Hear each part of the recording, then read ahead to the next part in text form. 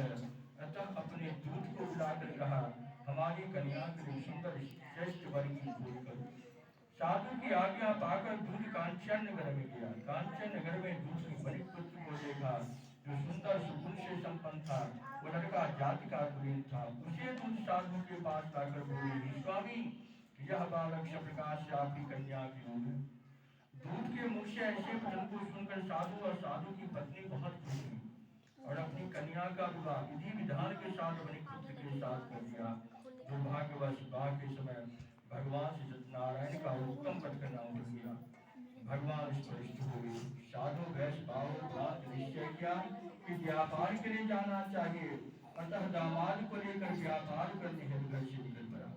रथशारपुर नगर में पहुंचकर समुद्र के समीप नौका खड़ी करके दामाद के साथ व्यापार करने लगा। रथशारपुर नगर के स्वामी चंद्रकेतु राजा उस समय बृहस्पति का साधु वैश्य को भगवान श्री सत्यनारायण ने श्राप दिया कि तुमको भविष्य में कठिन से कठिन तथा महान दुख प्राप्त होगा।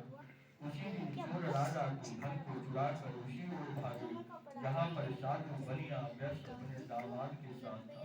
चोरों के पीछे राजा के सिपाही भी लगे थे। सिपाहियों को देकर चोर धन को व्यस्त यहाँ छिपा कर भागे।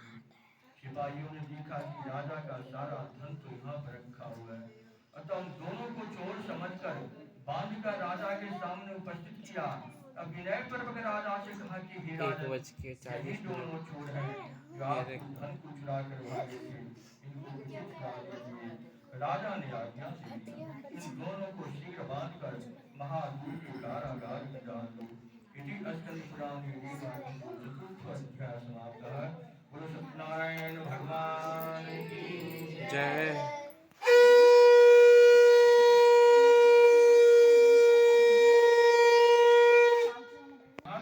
उसके दामाद का विवाह हुआ। घर की पत्नी को प्राप्त हुआ। उनका सब धन धनार योग था कि माँ बेटी सारी कष्ट झेलने लगी। भूख प्यास से तपने लगी।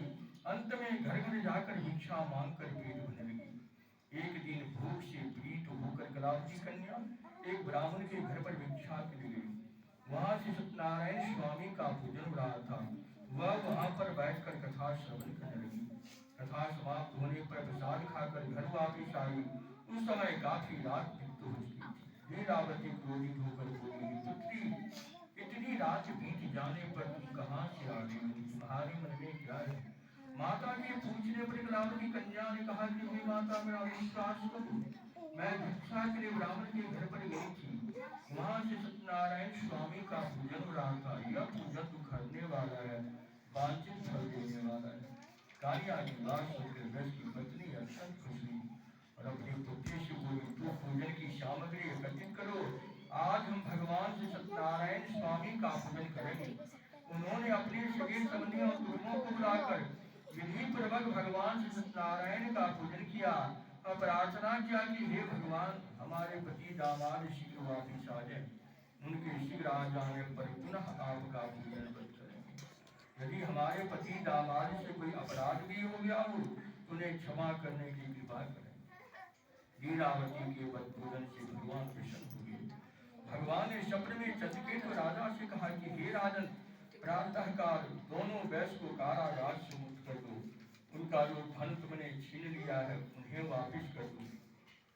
राजा से कहा कि हे राजन, यही हम दोनों वैश्य को बंधन मुक्त कर दिया हूँ।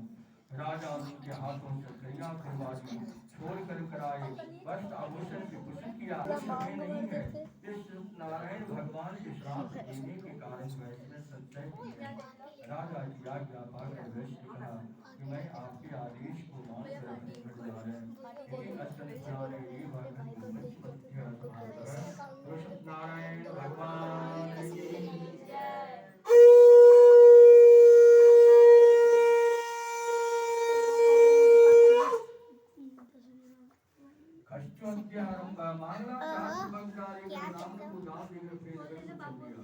चले जाने पर भगवान श्री सत्यनारायण ने मन में जिज्ञासा किया। महाजन से पूछा कि हे महाजन, आपकी नाव में क्या भरा है? साधु बनिया धन के मद में झूठ बोला, आपको धन लेने की इच्छा है? हमारी नाव तो घास पात लता पत्ता भरे हैं। ऐसे कठोर वचन को सुनकर भगवान श्राप का वचन सत्य हो। ऐसा कहकर जल्दी स्वामी भगवान सत्यनारायण वहां से फिर चले गए और समुद्र के पास जाकर बैठे। भगवान को चले जाने पर साधु को प्रयास निमित्त हुआ, अपनी नौका में घास पात अथवा सारे लोग बैल सूचित होकर के पड़ा। वो सारे पर बहुत चिंतित हुआ, तब बैल का दामाद आप बैल भूख करते हो। ये सब नहीं भगवान सत्यनारायण के श्राप देने के कारण हुआ है, इसमें आप प्रसन्न होइए। मैं अपने वैभव के अनुसार आपका पूजन करूंगा। हमारी अपराध को क्षमा करें प्रभु, मेरा पहला धन देकर हमारी रक्षा कीजिए प्रभु। भगवान प्रसन्न हुए और तथास्तु कहकर उनका ध्यान हो गए। साधु बनिया वैश्य अपनी नाव पर आया, उसे द्रव्य बढ़ावा पाया। श्रद्धा पूर्वक उसने भगवान का पूजन किया और घर चलने के लिए तैयार हो गया। थोड़े समय के बाद अपने नगर के समीप पहुंचा, अपने दामाद से बोला, देखो अपना नगर रत्न को दिखाई पड़ रहा है। उसने धन की रक्षा करने वाले दूत को अपने घर ले जाओ। वह दूत नगर में जाकर साधु को पत्नी को हाथ जोड़कर प्रणाम कर वांछित वचन बोले कि आपके पतिदेव दामाद बहुत सा धन लेकर नगर के समीप आ गया।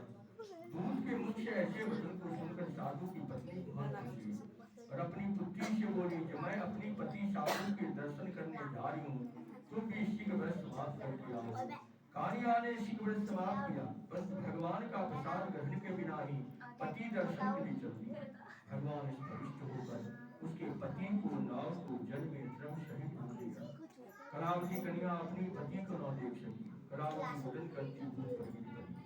नाव चलाने वाले नाविक भी चिंता करने लगे, न जाने कि देवता के श्राप से उनका दिखलाने के लिए भगवान सत्यदेव को महात्मा को कौन जान सकता है।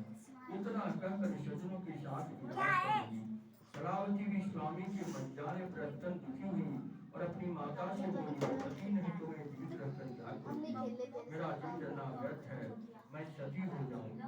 उन्होंने घर जाकर पति की खरौले आई और सती होने की इच्छा कर। साधु बनिया व्यस्त सत्संग स्वीकार करूंगा, साष्टांग आपकी माया से मोहित मैं आपकी ना जान